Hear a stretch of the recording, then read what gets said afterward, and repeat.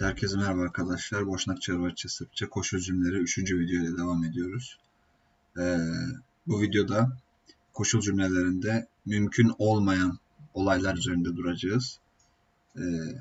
Gerçek dışı olaylar. Geçmişte veya şu an gerçek dışı olacak bir olayı, mümkün olmayan bir olayı. Geçmişte veya şimdi bunun sonuçlarını anlattığımız devam eden cümleye bağlıyoruz. Yani ne demek istiyorum? Siyahçı eğre bakalım. Süper kahraman olsaydım uçardım. Süper kahraman olsaydım burada bir şartım.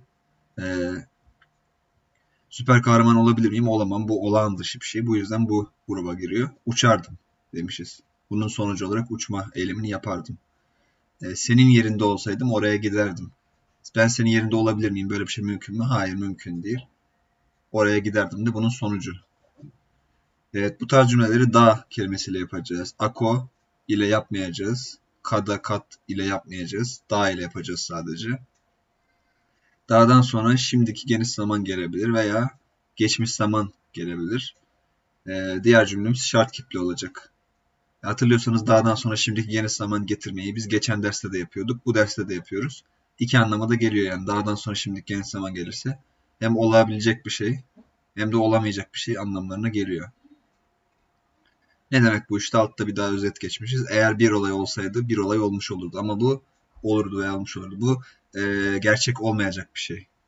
Mümkün olmayacak bir şey. Evet, örneğimize bakalım. Anahtar kelimelerimiz yukarıda. Na tvom mjestu veya Ekaviyen lehçesinde mestu Sırpçada.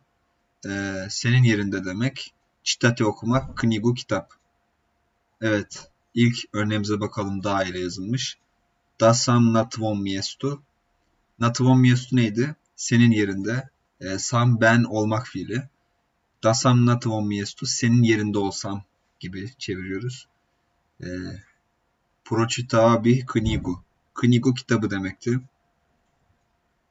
İsimlerini daha öğrenmedik. Pročitao bih ne bu? Şart kipi. Kitabı okurdum anlamına gelecek. Şahıs zamir olmadığı için bih sonra yazılmış.